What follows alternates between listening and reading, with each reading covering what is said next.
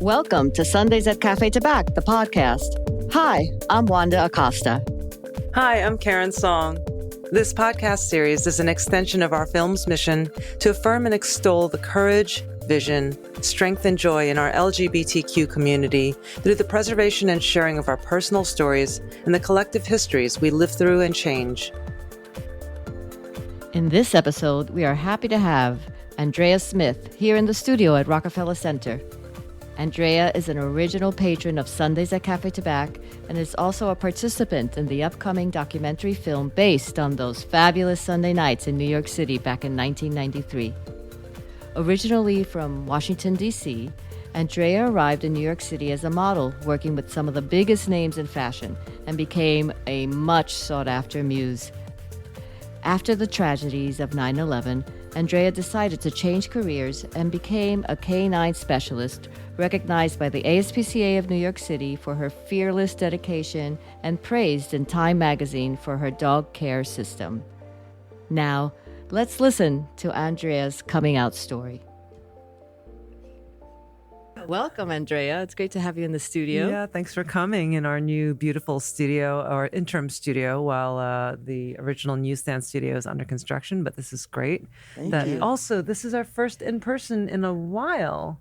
It is, since Yeah. crazy pandemic. We were doing Yeah. remote recording, so we're so This happy to be feels able to be good. back in studio. Yeah, face to face with Mhm. you. With Yeah. our protocols in place, of course. Yeah, welcome. Little distanced. Yeah, Thank so it was really, really enjoyable, our interview with you for the documentary Sundays at Café Tabac, because you've contributed in some really great ways. And we were really excited to have you today because your coming out story, we didn't get the full breadth of it, but we got some of the stories. So we're really Yes. excited to hear you kind of share the ins and outs of what that process was like for you and where you were. Andrea being one of the original OGs of Café Tabac. Yeah. That's right. And for That's those right. that don't know what Café Tabac is, Café Tabac was a salon for women in New York City in 1993. Fabulous. That was fabulous and part of the movement of the lesbian chic moment at that time. And also, the change of underground to above ground visibility for lesbian women. Yeah, it was amazing. I mean, I have dreams in my head sometimes of those days, like flashes. Yeah. And then when I see some of the fashion magazines, I'm like, oh, I remember. And I start putting the pieces together. Yes. Well, tell us about that, because your relationship to fashion is very specific in that time, especially. Tell us why you came to New York and what you were doing in that time. All right. So my mom chased me, made me come to New York. She's like, you're tall, you need to go model. And I was like, I don't want to do it. She was like, it's something to do. Go to New York, see what you can do. So I came to New York, had no idea what I was walking into. And I literally got a crib the same day I moved here. I was living with a jazz musician in the East Village. And all I had to do was just go to go-sees. And, I had one photograph. Someone took a picture of me before I left. And Where did you leave from? I left from Washington, D.C. Right. Mm-hmm. And someone took one picture. I took that picture. I started walking around New York City. And I actually walked into Beth Ann Management. Uh-huh. And she was like, okay, we can do something with you. And I was just really shy, really bashful. Wait, let's bookmark that. For people who don't know who Beth Ann is, Beth Ann Hardison, who is a legend in the fashion world. Absolutely. Yes. And particularly with women of color, models of color. Absolutely. And she literally took me under her wings and she partnered me with another company to help groom me. They groomed me, and I ended up meeting Stephen Klein, who was actually he's still doing a lot of work today, and big time photographer and a makeup person. And I met with Victoria Bartlett, who was a big stylist at the time. So I was like right in the middle of being with both of them. And then I met David LaChapelle, just hanging out, parties, and Café Tabac. Yeah. And kind of took off from there in terms of my modeling career. I mean, it was all about the pictures. It was all about my androgyny.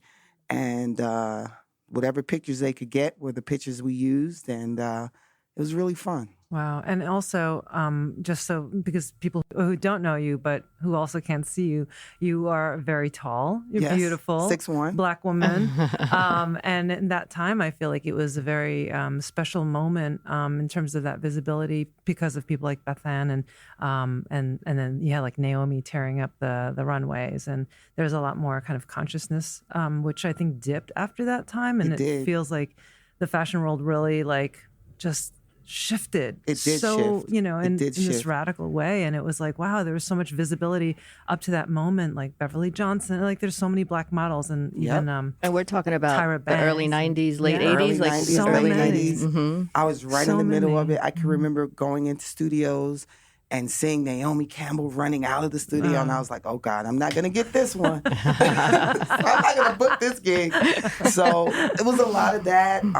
I spent some time with Manolo Blahnik. Wow. It was just amazing, just being in the middle of it. You know, I did want to be a model, but I was already in it because I guess of the way I looked. Mm-hmm. But just being around the creative people around it, the makeup artist, the stylist, that was my fun part. You know, meeting Patricia Fields. Oh, of course. We love Patricia Field. That's our homegirl. That was my homegirl. Like we She's had a lot of fun together. And then you'd always do it at Café Tabac too. Yeah, we would always be there, and you know, it was really fun. Were you out at that time when you were running around the streets? Oh yeah, I was out by the time I came to New York. Mm. And what was that like? I mean, did you encounter like other like-minded out models or women of color at that? that? And we were like so bad and so rebellious and walking around with our shirts off, and we had so much to prove. And, you know, we had the lipstick on one side, but then we had the short hair, and then we were trying to, which type of butch were we at the time? And then maybe we changed by the next day. Which type of butch were you? I don't know. What was your range? I thought I was, at one point I was like a the femme. soft butch. And I was soft. Yeah. So I kind of went through all those different parts. I think like we all did, I think, in the 90s, in those days, because, you know, even though we might present ourselves as femme, there were moments where we're like, screw this, I want to like feel butch or look butch tonight, and I'm going to wear a different outfit, right? Outfit to outfit. I'm going to put some combat boots on and wear my hair short. Yeah, screw that. today. Maybe tomorrow I'll wear lipstick and a little baby doll dress. Yeah. or throw on a man's cut suit over, you know. It was great. Yeah, so totally. Great, so great. So you were out before you came to New York, and what was that journey like for you, like in DC? Who was the first person you came out to, and how did that journey kind of unfold? Was there a journey? And why was it important for you to come out? Well, I always felt like once a kid turns 16 years old, now you're stepping into your sexuality, and it's time to claim what you are sexually interested in. So I had both parents. I was the oldest of 10. Whoa. Yeah.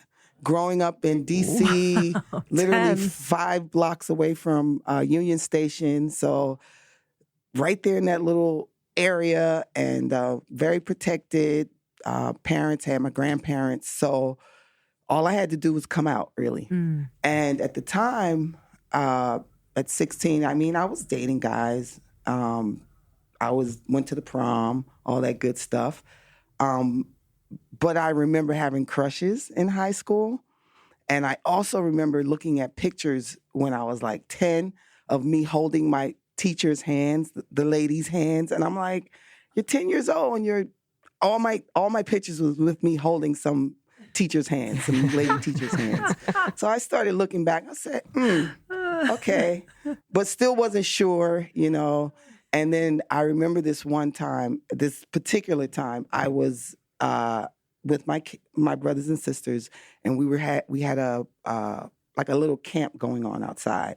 And I had on face paint, and I was face painting all the kids and my brothers and sisters.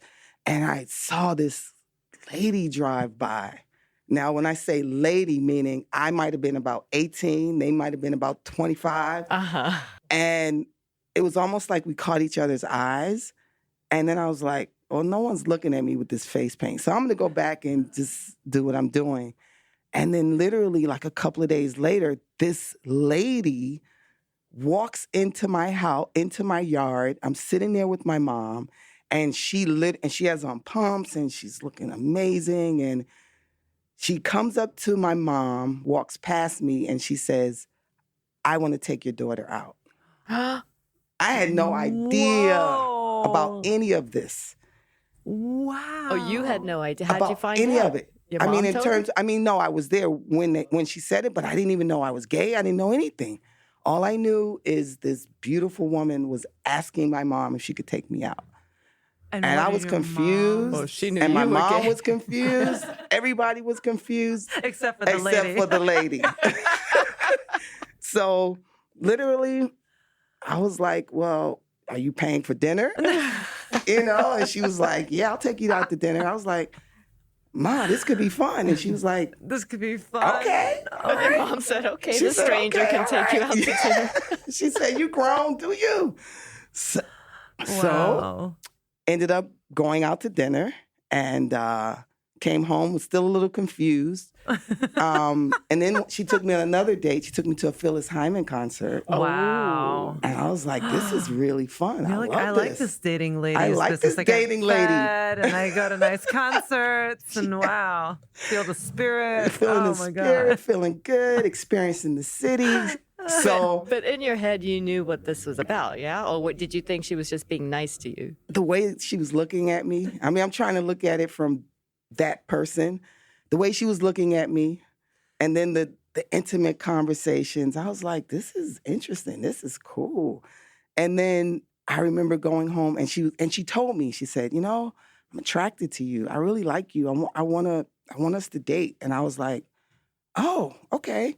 So I went home. I said, this is good. So I went home. I told my mom. I remember grabbing her and taking her in my bedroom and shutting the door. And I was like, Mom, remember the lady that I went on a date with? I was like, she likes me. I was like, and I think I like her too.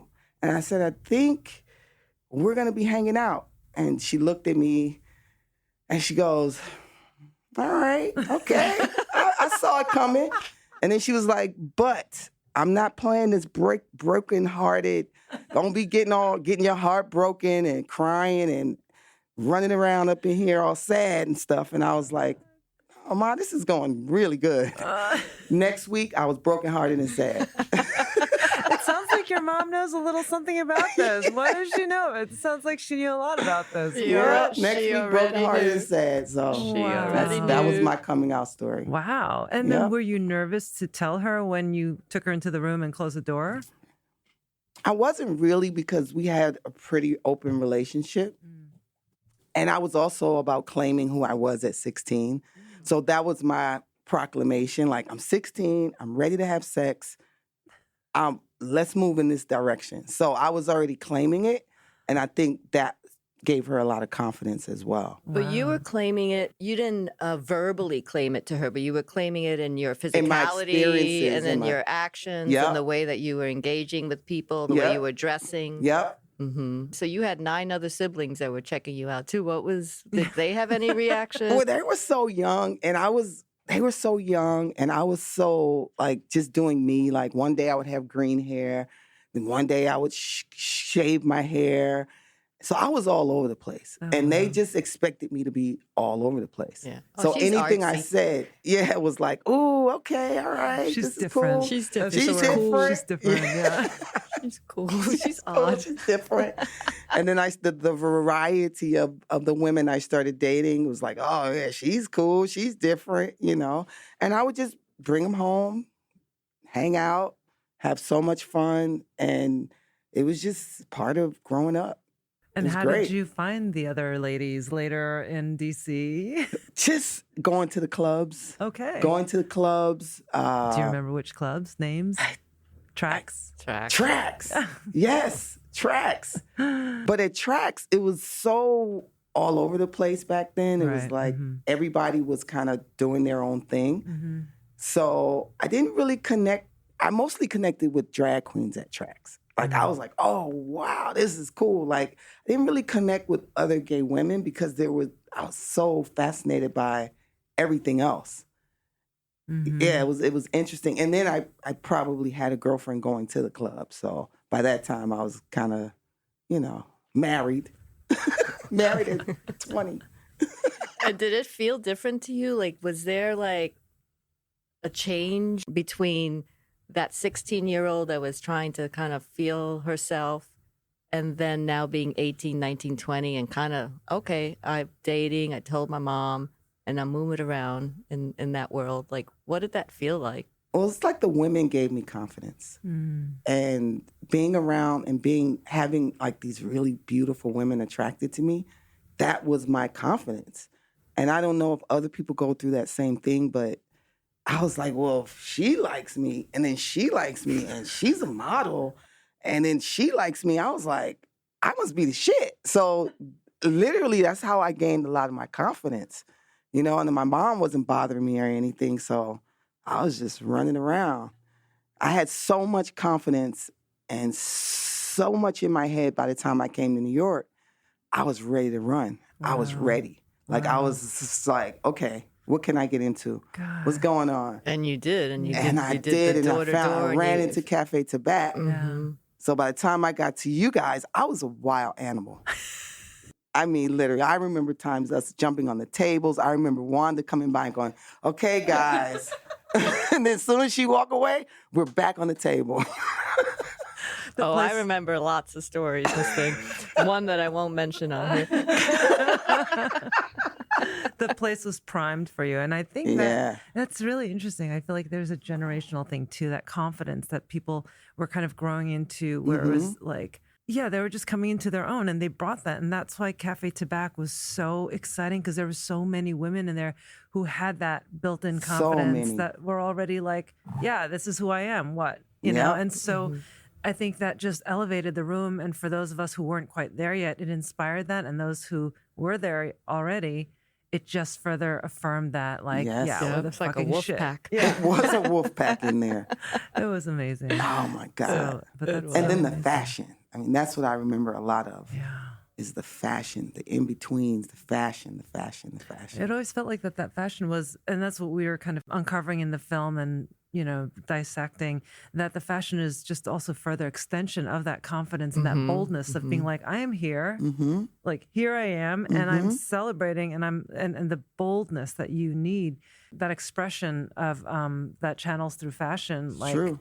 You know, I mean, it was really surprising for me at that party because, you know, I did not expect for all of those individual looks to walk through that door because we hadn't really, I mean, I hadn't seen it. And apparently a lot of other people, a lot of queer people and lesbians hadn't seen something like that before. It was just like, wow, like they were just like, they were bursting out of their homes. They needed to, like, you know, show their individuality, and it really expressed itself in all of those looks. And to see it in one eye shot was like, whoa, like you got that there and that there. Do you remember like some of the looks? Can you like that come to mind? Looks in terms of like, you know, just feelings of expression. I just remember I mean, a lot of like the styles now, like the tight pants, the hard shoes, the vintage look.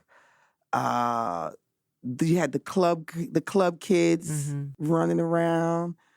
I remember times I thought I was Annie Lennox a lot of times. I had on the black suit, the white suit. You know, I was wearing the shaved head and patches over my eyes. Oh, right. You did wear a patch over your eyes sometimes, yeah. It's like, wow. So good. So good. Oh, so good. I love it. There's a lot of topless going on. Completely topless. It's awesome. It's great. Oh, my God. The confidence in the room and then the music. Just kind of brought everything together. Yeah, there's no place like it. I mean, music is really that like unspoken thing, right? That really creates a mood and also sets the tone. Like, it's like a wavelength. Yeah. In my youth and also in that time, I made friends based on music taste. Yep. So it's like, who do you listen to? Yeah, I don't fuck with you. Or who do you listen to? Oh, yeah. We're like, we can talk. And I love to like get nerdy. And I felt like Tabac, for me, the first point of access, even before the visual, was like, oh my God, the music. I can't believe there's a place for women that is, because on Thursday nights, I would go to Giant Step and it was all acid jazz. Yeah, and like, I love Giant Step. Yeah. And then so to find a woman's space and not have that level of music or that kind of version of music or taste, and it was just different. It could almost be boring if... Yeah. And that was catered to a certain audience, or they thought that that's what people wanted to listen to. Right. You know, and at that time, it's like, that's where you would hear. I mean, you'd have to go out to hear new music, right? We didn't have Spotify and iTunes and none of that. Stuff. So, or you have to go to the record store. You have to go to the record store, listen to the radio, or go to a club or go to a spot that has a DJ had good pulled DJ. That 12 inch be from like, some wait, what imported is that something. song? Oh my God, never heard. That's amazing. You know, and Shari, who was doing the music at Tabac at the time, just has an incredible ear for music and kind of bringing in all the eclectic things together, you know, because it would be she would play like she said, like Thelonious Monk, and then followed by Massive Attack, followed by who at that time nobody knew of. You know, exactly. Followed by Michelle some Indigo-Cello, you know, a lot of neo that soul and some rock and roll. I mean, it was just a mix of everything, and then of Yes, course it was classic a vibe, soul. atmosphere. Yeah, it was amazing, and it really And it was continuous, continuous every week to week, week to week. Yeah, yeah. The friends that you made during that time, tell us about how you connected with people, because I feel like that was also another special moment of that time, like how we were able to find each other through Tabac and the values, like whether they be about culture or the music or the space like Tabac. It almost felt like our university, like we all came out of like the class of Café Tabac and came out, and there's so many stories and friendships that we still revert back to. And we still have reunions. Yeah, we still have reunions, like informal, but we're like, oh, wait a minute, that's how we all met or whatever it is. And like, are there any great stories that you can share that have to do with where, like the communities that came out of that, or any new values that you took from that kind of gathering? Mm-hmm. We were such a wild pack that literally every night was a different night. Mm-hmm. Every night was like, whoa, okay, we made it home. Oh my God. Yeah. Oh, what? Do you remember last night? Those were my nights at Café Tabac. Literally every night. It was just amazing. Mm-hmm. Fun, up all night. What other party could we go to in between? Get some food, do it again. A lot of my friends, we maintained friendship. Everything kind of like spread it out. Mm-hmm. Well, actually, I'm sure this is the case for you as well, but then came Bardot. Then came Bardot. Which was a whole other level. But I had to be a little more conservative at Bardot. I couldn't be as wild as I was at Café Tabac. Because it was smaller. It was smarter. But it was darker. And Wanda was at the front door at Café Tabac. It was... I mean, at Bardot. At Bardot. It was darker. It was darker. The ladies got away with different things. We got away with different things. But dancing on the tables was not one of them. Because the manager at Bardot would be like, get the hell off the table. He wasn't having it. Well, there's another kind of dancing. You had dance performers. We did have dance performers. We had burlesque and belly dancers and fire eaters. A good story. And I didn't even want to tell anyone this story. In that time frame, I was too close to the stage and got my tooth kicked out. By a dancer? Yeah. Because I was all up in it. She did a backflip, kicked my tooth out. Are you for... I'm still missing today. You're kidding me. That is hilarious. Oh my God, you lost your mind. You're like drooling and you're like just stunned and I was watching just like, this just give me a shot of whiskey. I ain't leaving this party today. She was trying to make it rain. She got her tooth knocked out. On a backflip. Wait, a backflip on that stage? That stage was tiny. It was like, what, 5 feet? That is too funny. But yeah, we had a bunch of ladies up there. I remember Rebecca doing a backflip on the stage when she was dancing, not recognizing that the curtain that was behind the stage, actually there was a space between the stage and the back wall. She fell between the curtain and the stage. It was like she didn't get hurt, thank God.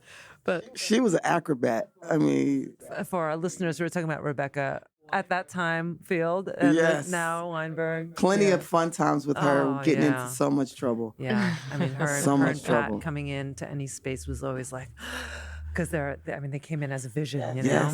Yes. They were amazing. What would you, the times are so different now where, queerness is a lot more visible and accepted to some extent, depending on obviously where one lives.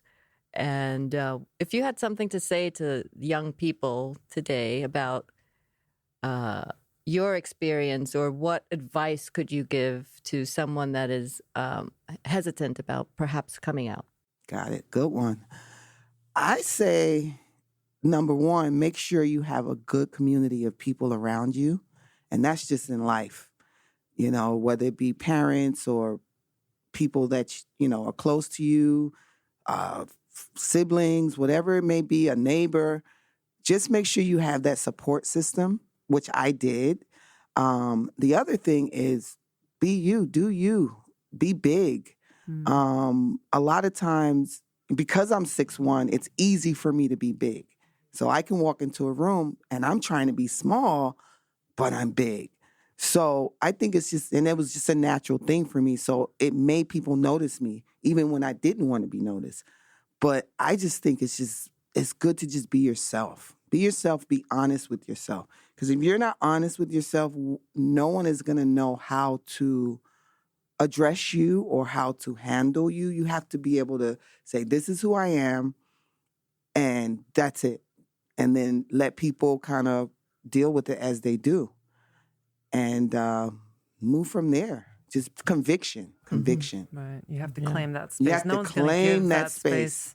Yeah. Yes. And speaking of space, like as far as accessing lesbian, you know, communities now for you, or dating or whatever it is, are there, like, what's your take on like lesbian spaces? Because we were so lucky, I feel, that we had places like Tabac and Bardot and other parties like that Wanda had, or like Wonder Bar and Starlight. And there was always like a sense of home. And there are a few lesbian bars, but like, especially for folks of color, I know there are a lot of great events Parties in and stuff. Brooklyn, but they're like one-offs. They're not like homes, like where you can just go in any night and just like, oh, I just needed this. You have to go find them, and it's find your tribe, your space, your safe space, and you got to know that those 3 hours where that thing's happening this month, and then is it going to happen again? Exactly. That's the thing. Like it may be a great party, a great pop up, but then where's the consistency of it? Yeah. So how do you access like queer spaces, or do you feel like you even need it at this point in time, given all the stuff online? I feel like I'm not going to say I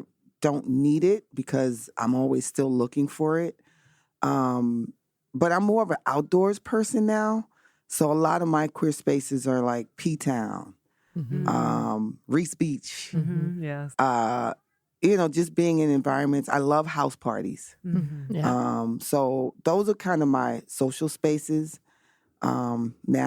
I don't know if I've matured a little bit. I'm not sure, but... Well, also the thing that was great about Tabac and Bardot was they felt like house parties. Right. You know? Exactly. That's why I think there was that like really intimate connection sort to of it. extension of, you know, somebody's like party at the house or in the basement. Yeah, exactly. Yep, you just never leave. You know, you go home, change your clothes, put on another fly outfit, and go right back. It has a certain feeling. You know, it feels a little bit more intimate. You could certainly like, you know, chat with the person next door. Actually have a conversation. Yeah, it doesn't feel like awkward or like, you know. I even remember it in my head, like the upstairs, the red, sort of dark. The pool room. Oh God, the pool room. Yeah. Did you ever encounter, because, you know, you're saying that, and I see how your physical self would maybe help you in being out, right? Because you are a big presence and you're beautiful, and, you know, maybe people don't like mess with you. But did you ever encounter resistance or like, you know, some discrimination of sorts because you were a queer woman? Yeah, and, you know, there were some times, I mean, I do remember this one time we had a bar fight because it was myself and I was with another female and we were with another guy, and we were all sitting at a bar. I think we were at a straight bar from what I remember. And I remember this guy came over and he looked at me and he said, "Excuse me." So I got up because I'm like, okay, did I drop something? Did I drop my money? And he told his lady to sit in my spot. No, he asked you to get up so she could sit? Yes. Wait, this is a restaurant? A straight bar. It was just a bar. And what the fuck? Yeah. And at first I was like, oh, it kind of, you know, you have a couple of drinks, it takes a minute. And then I turned around and I was like, that's my chair. And I bumped her off the chair. You know, it's what it is, right? Next thing you know, we're fighting. Everyone's fighting. I'm ducking. Everyone's ducking. I never got hit. But the guy who I was with oh, no. got dragged through the bar, and literally they put him up on a meat hook. You know the hooks? What? I mean, not like Friday the 13th, but on a hook, you like know? a coat hook? Yeah, on a coat hook. And he was like a little short guy, and he was dangling in the air, and we all got kicked out. And I remember that one. Wow. Jeez. Yeah, it was just an instant reaction because I had spent so much time in such protected spaces. Right. And my parents from D.C. to my friends to Café Tabac and all the situations I was in. So that really threw me off. It threw me off. So I can imagine what people go through on a daily basis. Wow. Yeah. But that's intense. It's crazy. I know. I hate when those moments happen where you're like, did that just happen? And why and did then that you're happen? Try and think of all the other reasons because you try and give people the benefit of the doubt because you're like, I think most people believe that humans are good. Yeah. And then when something happens like that, you're like, wait, what just happened? Like, did I? And then when the things it clicked connect, in and it was just such and then a reaction. You're just like the fire.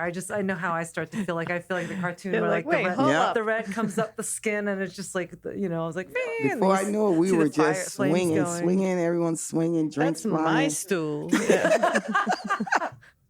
That's crazy. Oh my God. So I do remember that one. Wow. Yeah.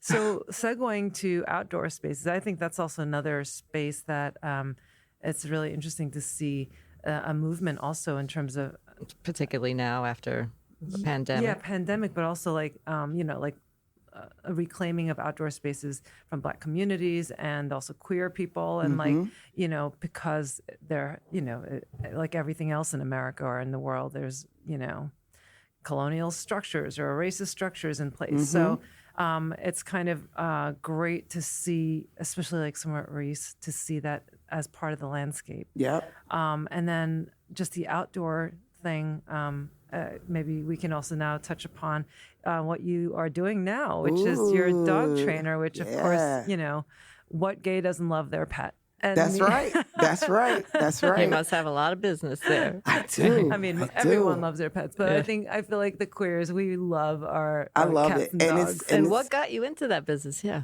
Look, the modeling scene was so fun. The party scene was so amazing. Once I stopped modeling, I took the money I had and I ran to St. Thomas. Nice. And I stayed there for 4 years, and then I went to St. John, and I started island hopping, and then I went to Tortola, and then 8 years after that, I came back, and I was like, okay, what am I doing here? Then I went back to L.A., and in all of that, the thing that seemed to be consistent in my environments was dogs, and I didn't grow up with dogs. Totally scared of dogs. Didn't grow up with them. So it was more of a, let me see if I could focus and do something. Let me do something. Just like I focused on the modeling, it wasn't my thing, but I took it serious for a moment and I did it. So now I wanted to do something else. And I was like, you're afraid of dogs. And so I remember I was pretty much on 25th and 5th Avenue. And I had my modeling book, and I was kind of at the end of it again, and I was like, what am I going to do? And I was sitting in a dog park, and I remember I was crying because I was like, I don't know what I'm doing. I need to do something that has purpose in my life. And so I was leaving the dog park, and as I was walking out the gate, all the dogs were staring at me. And I was like, I'm going to work with dogs. I'm going to do it. I was like, I'm going to give up this pretty thing, this pretty job, and I'm going to get dirty, and I'm going to go work for the ASPCA, and I'm going to help pit bulls, and I'm just going to learn everything about dogs. Oh, wow. Which is what I did. So I literally put my modeling book in the closet, put on my scrubs, put on some combat boots, and was like, I literally remember I went to the ASPCA, and I went to the reception, and I was like, use me. That's great. I was like, I want to do something in my life. Oh. And they were like, well, you could go down there and talk to her, and you could help out with the rescues. And when I got there, I went downstairs and it was like, oh my God, there were like 50 crazy, rescue, loud, nervous dogs all barking at me at once. And the lady was like, well, let's start. I mean, can you feed these guys? I mean, I don't even know what kind of training I got. And you had been afraid of dogs and before I was afraid of dogs. Wow. And it was like I traumatized myself into dog training, literally.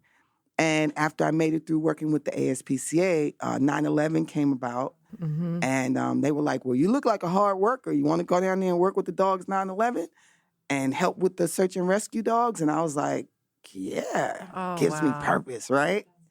Went down there, and there was this one particular, because usually one situation, I mean, for me, and the firemen and the police officers were with the search and rescue dogs, and you could tell they were tired, and you smelled of smoke, and it was just the city was just really depressing. And I remember I was cleaning up their area, and they got into a big fight. It's just the frustration of the job, whatever it was like 6 dogs fighting each other. Oh, my God. And I had a water bowl in my hand. And I took the water bowl and I slammed it on the ground and was like, stop it. And it was like slow motion. Everything stopped. And then the officers reeled their dogs in. And when I did it, I kind of jumped in the middle and I got one cut on my arm. And I jumped in the middle of chaos and ended up with one cut. And the lady that I was working with, she said, you know what? She said, we don't really know what you did or how you did it or why you did it, but you got a knack for something. And she gave me this little write-up through the ASPCA, and she was like, you know, you're pretty good with, you know, nervous dogs, and maybe you should pursue it. And in that time, I took that one letter, folded it up, and moved to LA. I was like, I got to get out of the city. I need to be in LA. A hard time then also. And I went out there and I started walking dogs. But as I was walking dogs, I was like, these dogs, I'm not just walking dogs here. I'm getting bit. I'm getting dragged. Oh, God. You know, and I was like, I don't know what to do here. But I need to make money. So I just ended up learning about dogs, putting myself in situations where there were packs of dogs. So I would go to like farms where there were big doggy daycares where dogs were off leash. And I would throw myself in, just like I threw myself in and got hired and was able to learn how to work with dogs in pack environments, off leash, where I could really study like animal behavior. And at the time, I didn't even go to school for dog training. I was learning it from just being in that environment. And I went to school for human psychology. I did like 3 years in DC for human psychology, but I didn't think that was helping me at the time. But then I realized psychology is psychology. Yeah. And I felt like I just didn't want to get bit, and I wanted to make money. And I wanted to conquer my fear. And 25 years later, back in New York, and I work a lot with rescue dogs. Any puppy I can work with, mostly by referral, which is fine. And I love it. I love it. That's great. It. Yeah. And now you obviously don't have that fear of dogs anymore. Oh, no, absolutely not. The situations I've been in, I mean, I've fended off a wolf in LA. That's a whole nother story. That I thought was a German Shepherd. Oh, no. I thought it was a German Shepherd. And I thought he was loose. And I had my leash on, and I was like, let me capture him and take him back, you know, thinking like a city person. Let me capture this thing running by and take him to the shelter, thinking like a city person. Oh, God. And left me on the highway for dead, literally. Oh, my God. And made it past that, a couple of scrapes on the nose, and oof, girl. So I felt like I'm going back to New York. I can handle any kind of dog at this point. Wow. Wow. What do you think is the most, like the skill set that helps the most in terms of like dealing with an unruly dog? Like patience, calmness, conviction. Here we go back to that word conviction. I always tell my clients, make a decision. Dogs need a decision. It may not be a good decision if you're not savvy of it, but just make a decision. Sometimes when we don't make decisions, that's when we get the animal of the dog. Is that the idea of like the alpha dog in a pack? Like you have to be the alpha, like you have to just like claim it and just, Yeah, and what I've learned is claiming it through guidance, claiming it through affirmation, not putting your will on a dog. Like when I came into dog training, it was all about flip the dog over, show him who's boss, kick him off the bed. And then I came through, because I've been doing it for 25 years, then I came through an era of the pocket pooch, where everybody was putting their dogs in pooches and they wanted designer dogs. Now, coming through the era of rescue again. Now we got the COVID pups. Right. So it's just been so many different, dynamics with it. They want guidance. I mean, on a completely different tip, but similar, I have a small Dachshund that I inherited through a relationship.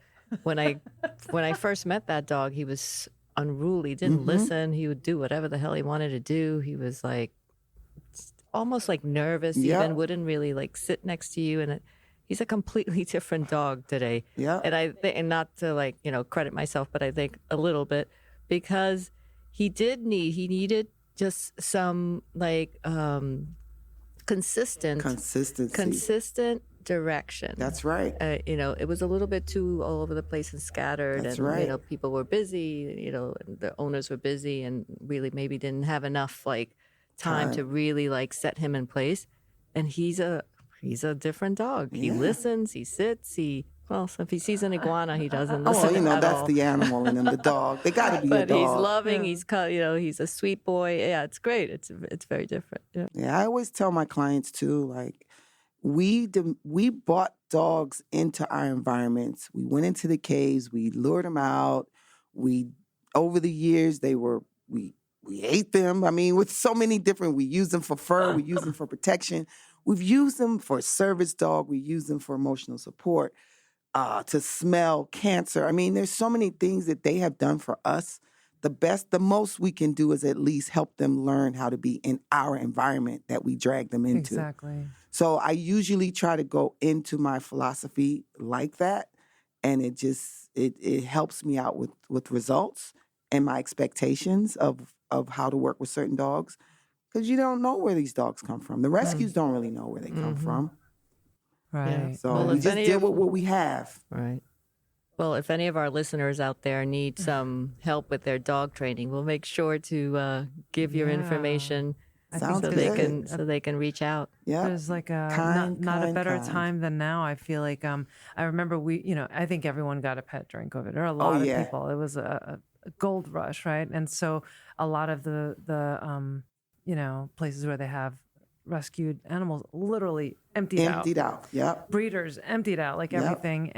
But the problem is when you have a lot of people who don't necessarily have that background, all of a sudden getting pets, it's really, can be challenging because, or maybe set up future situations where a lot of animals will be abandoned because people don't have the skills or the tools to know the psychology of the breed that they have, and then to be able to instill the kind of discipline and safety that the animal needs. It's and true. So I think it's great the service that you provide to be able to not just help the animal but also the owner to help them understand their animal better and have a symbiotic relationship. It's true. Forever. Dog training, I always tell my clients, it's forever. There's some level of training that we can always do for our dogs, if nothing else but socialization. Right. There's over 1,000 things that we can socialize our dogs with. We don't think of all those things, especially living in the city. Right. Mm-hmm. And are there a lot of queer folks in that space? Oh, my God. One of my clients put me on a queer website for dog training. Wow. I'm like, this is so cool. This is amazing. Who knew? Who knew? Who knew? Literally, now at least 60% of my clients are gay or transgender. Wow. Oh, great. And I love it because it's bringing me back. Mm-hmm. You know what I mean? It's bringing me back. I'm meeting so many young couples, so cute. They're trying to be responsible with their dogs and right. just the different dynamics. And it's really sweet. It's really sweet to see. That's great to hear. Yeah, it's like you've shifted from the clubs to, the beach, and then now with the animals and that queer community are back connected. Of our extended queer family, which is our pets. True. That's true. True, because many of us don't have children, so that's true. It takes the place of something to take care of and something to nurture and something to train. It's and true. Something that and to gives keep us a whole lot of love in back. the morning, to wake us up, make us go for a walk. Yeah, exactly. Make us go outside. Exactly. Feed me, love me now. Yeah. Attention, I need your attention. Now. What is that computer you're looking at? Me now. Yep. That's why I don't have a dog. You have all I got a 15-year-old. You have all I'm your raising a godkids. teenager, but no dog. Oh, wow. And what do you think now moving forward with internet? You're saying like a friend hooked you up with a website and for queer dog training. Like, what thoughts do you have on queer online dating now that? I mean, I think you're married. Yeah, I got married as soon as Obama said okay. I got married. Wow. I literally proposed the next day. Congratulations. I don't think I knew that. Yeah. Wow. How's married life? It's good. I mean, it could be underrated in a way because you have your person and, can't really be looking to go to too many clubs or anything. And we have such a high social life that I feel like I'm back in it. But then you can do things together, which is then we can do things lovely. together, and then I can have my peace, which is mainly my peace, which is just go home and lay down. No one's gonna expect anything. Right. They're just happy you're home. That's beautiful. Congratulations. That's wonderful. We love it. And we love the entirety of your story because I feel like the fullness of queer life, it's not just in the coming out story, but in like what happens after that. You know, that there's this whole beautiful life that rich true. life that happens. And I loved your coming out story because it also reflects, I feel like, I'm sure there were a lot of people in the past that had that experience coming up in a community that supported them and family that supported them, but in the greater world outside of that community might not have been accepted. But Absolutely. Your story was like this time where I feel like it was the beginning of where it started to be reflected outside of small communities and across the board into the mainstream. That's right. So the expression of it. Yeah, that generation where it's like, and what? The defiant, coming out or the defiance of our claiming and owning it, owning who we are. So and creating lifestyles around it. And that, being queer is just a very small part of who we are as individuals, that we have a whole nother life and experience beyond that. So, it's unfortunate sometimes that we do, or people do kind of try to put others in a box, and not really allowing to know that, there's more beyond who you so sleep much with. More. So much more. But it's also kind of cool how being queer brings the sensibility. So like, for example, you saying how your clients as queer folks and animal owners having this special consideration. That's right. I feel like that can come from, what we've had to also overcome in as much as our boldness and claiming our spaces and owning who we are. There's a sensibility and a perspective, a unique one that we as queer folks can bring into other areas of the world. And so that sensitivity to even like, all right, we want to responsibly raise our pets. And I think that's a great. And I feel like I'm a good safe space because sometimes I do meet clients that are a little nervous and apprehensive and just in life and in different situations. But I think because they know who I am, because we can all research each other and stalk each other's page. So we know who we are before we meet people most of the time. And I think when they see me, they're like, oh, okay. Which is all I really want anyway, because I'm really there to focus on the dog. So it's really important that there is a safe space and that we can sort of have a healing space. Absolutely. Which is exactly what we all talk about for the dog and for ourselves, as we said earlier about Tabac and all the queer spaces that we've had and we still have some, and hopefully that will continue where we need, safe spaces to heal ourselves or to come together. Yeah. And then also, as you were saying before, how, even Tabac, there are a lot of people who came in with this boldness, but there are a lot who needed that little push. And I think even for people who are, that you're out in your profession and you're, provide the safe space for other people who might not be completely out, to have that relationship with their dog trainer, I can be who I am and not worry about that aspect of maybe they shouldn't come to my house because I don't want them to know, maybe they might judge or might not feel safe, or it's just that so many things, so many dynamics. It's like the services that we can create. But also how for our own interesting about community. kind of when you talk about the dog training, right? And you're going into someone's home and the safe space and the healing space, and how a place like Tabac, where maybe a younger queer person might come in and an older person that already has had a lot of experience or more experience can be that trainer for that person. That's true. They can sort of help, create or teach we're doing with pets, to be able to come out of that and kind of have a sense of okay, I'm supposed to do this, or this is, maybe the way that I should be thinking about this, and then you form your own. And I hear conversations, especially when I go to Reese Beach, or just specifically, I was at the Gay Pride Parade this year, and I took my stepdaughter, and there were so many young kids there, and so confident. I was looking around, I was like, wow, this is amazing. Look what I did in my time pushed us to where we are now. And it was just really amazing. And I literally started crying because I'm sitting there watching these flood of kids running around, so girls, guys, transgender, all genders. Yeah. And what I specifically heard one of the times at the parade was these young girls, and they were watching the older women and men, and they were like, oh my God, it's so much love here. It's so much. And they were losing their mind on what they were feeling in terms of the love. Mm-hmm.